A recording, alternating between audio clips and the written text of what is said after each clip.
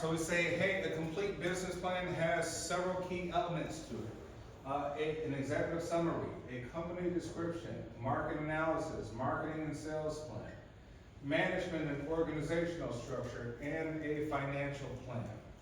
Right? We have other things that we can include, such as product and service descriptions, areas where we could describe our products, its features, its characteristics.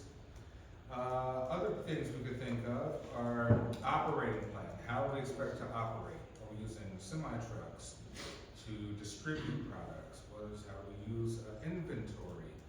Type of employees, machines we may use. A competitive analysis and an appendix. All right, so what's an executive summary? Right, we say executive summary is brief, usually kind of compiled at the end. It's a brief overview of the entire plan, right? The executive summary really is about a paragraph long, and you say it kind of tells everything about this plan, right? It sums it up. So it sums up companies' missions, goals, and key points. Companies have missions. Mission is a description on the main kind of characteristic of what the company is involved in terms of markets. So someone Google Adidas company mission. Mission statement. Adidas mission statement for Adidas. What is their mission statement? Yes, what is it? To be the best sports brand in the world, every day we come to work to create and sell the best sports products in the world, and to offer the best service and consumer experience. All right, so Adidas like, hey, our company mission is very, very simple. We come to create, work together, collaborate to create the best products in the world. Yes? And to do it all in a sustainable way. And they added maybe later sustainability, right? Because you could tweak your mission statement over time, right? So if people get more concerned over time about eco-friendly, sustainability, social responsibility, Adidas may have wanted to add that as part of their mission. Yes? Off topic, but have you seen what's been going on with like EBTs and like SNAP benefits? Yeah, so SNAP benefits. Come November 1st, because of the government shutdown, people are not getting their food stamps essentially, or their WIC, right? SNAP benefits, Supplemental Nutritional Assistance Program, government program for food stamps, then a WIC program, Women, Infant, Children's WIC. People are not going to get those benefits, right? And so,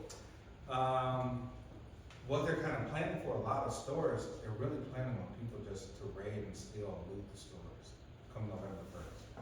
So a lot of people are saying that they don't get their benefits, that they're just going to go steal the food, right? And so places like Walmart have been kind of planning for this. So like, well, what do? Interesting, Walmart makes 25% of all its revenues off food stamps. So 1/4 of all revenues for Walmart in their stores come from food stamps. So that's a lot of money, right?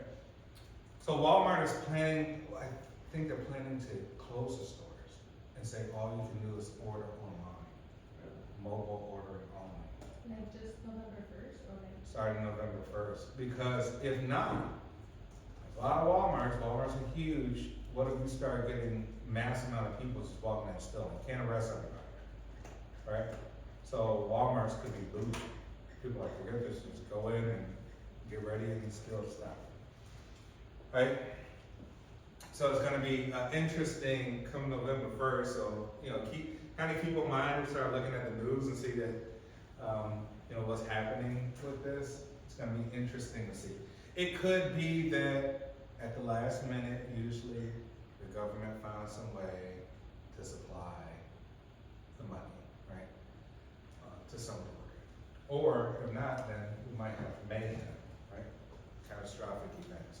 Was there something else you were going to add about that? No, I wasn't too familiar. I just knew like it was because of the government shutdown. Yeah. Same with like Medicaid and there's Yeah. also districts on Paso. Yeah, absolutely. Right? halted all the fundings for these different things, for different reasons.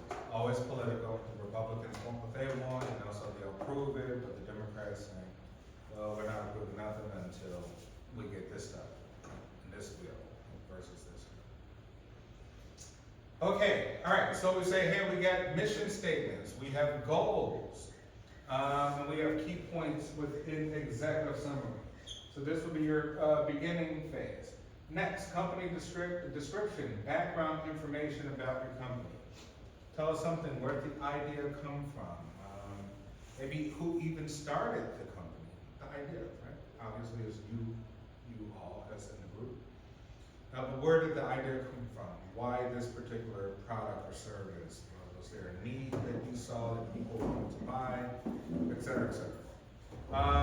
Other things, legal structure. And where we say, are you an LLC? Are you an LP, a limited partnership?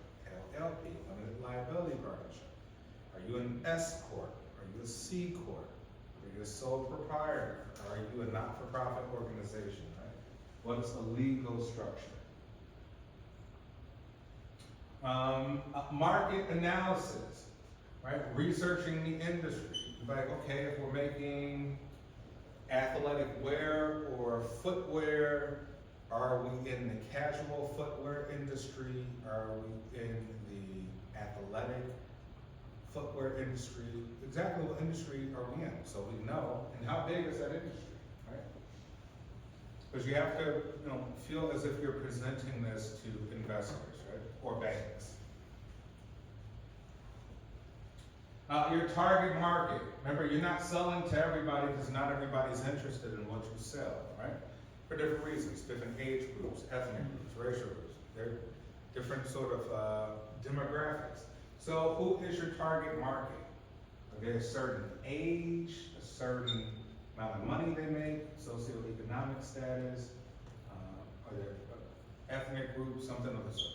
Who are you targeting with this business of yours or this product?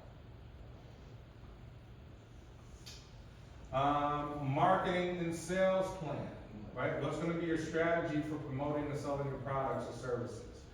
Including, what's your price point? Right? You're like, oh, we're in the $20 to $40 range. Why did you choose that range? Or you say you're in the luxury range. You're like, oh, we make luxury handbags in the $7,000 to $10,000 range, and we're competing with Hermes and Prada and Louis Vuitton, right? Things like that. Right? So part of the marketing sales plan includes pricing, distribution. Distribution means are you using physical stores? You're like, oh, my company's going to have physical retail shop, a brick and mortar to shop at. Or you're like, no, we're completely online. Right? We only use Amazon or eBay or something of the sort. Right? And then customer retention. Customer retention is like brand loyalty. McDonald's, I'm pretty sure all of you use McDonald's apps and you get rewards, you get free stuff. That's how they keep you coming back. So they retain you as a customer, and now you're loyal to McDonald's or Dunkin' Donuts, whoever you go to every day, right? So it's like, hey, what kind of program rewards can you give to keep people coming back? 20% off for VIP members, right? Et cetera, et cetera. Organization and management, details on the company's organizational structure. So I know it's only maybe a few in each group, but say, hey, I'm the CEO and this is the chief marketing officer, right? Or I'm the CEO, this is the VP, right? Something of the sort. It has to be kind of written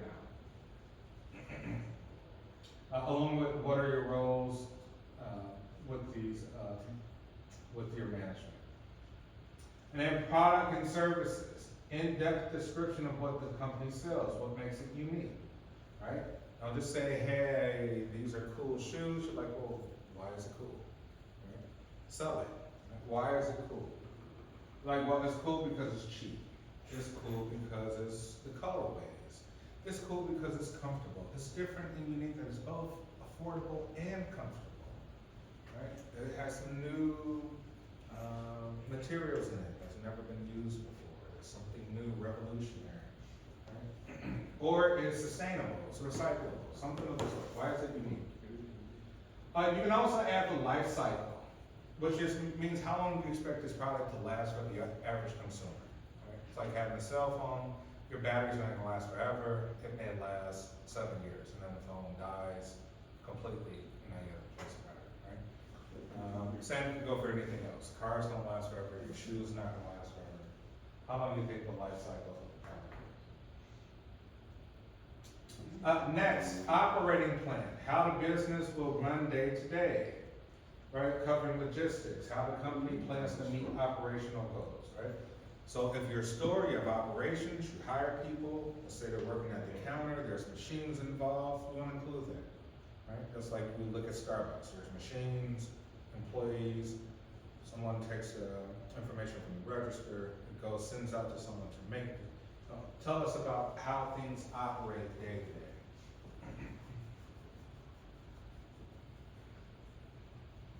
Competitive analysis, evaluation of your major competitors. Who are your major competitors with this? It's important to know, right? Because you usually base yourself off your competitors, especially in terms of price, right? You don't just make up a price in your mind. You say, hey, for a similar product, a competitor close to what I sell, what do they sell theirs for? Because usually it makes the most sense, because that would correspond to say, do we increase the price over them? If we do, they might go to them instead. Do we lower the price underneath our competitors?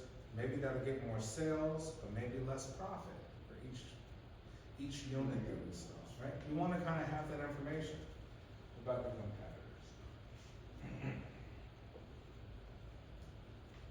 Right, and then strengths and weaknesses. You may hear our strengths. We're highly affordable as our strengths. We're gonna have a lot of stores, or it's easy to buy because we're on Amazon, or there's a website, or social media that could be a strength. Weakness could be maybe it's too expensive. Maybe your competitor offers a better product for a cheaper price. That could be weaknesses, right? So think of strengths and weaknesses. And then lastly, financial plan. And here we're all just thinking of projections. Like you're making up projections. What do you expect to sell? How much do you expect to sell in the first year? Like, first year we expect to sell 100,000 units, right? Expenses, how much is all this going to cost to operate? Cash flow, right? And profit. And any funding requests and how the capital will be used. Right, so you may even say like, hey, you know what, after year one, we're probably gonna need extra 200,000 to keep this going. And how will we use this money that we receive? Is that clear? Is that kind of easy to understand? Right, and I'll put this up on Blackboard, so you have a detailed reference for you to say every single part of the business plan that needs to be addressed. You'll present this with your group towards the end of the semester. And that will be it. Now, if you want to get creative, you could make a prototype, you know, with paper, cardboard. If you want to just have something to show. If not, you don't have to. Yes. I was gonna ask, how do you want this, like in a PowerPoint, or like do you want a poster board, or how would you like to present it? Do PowerPoint. Yeah, let's stick with our PowerPoint. And this will also be the document itself that you'll submit for credit. All right, any other questions? All right.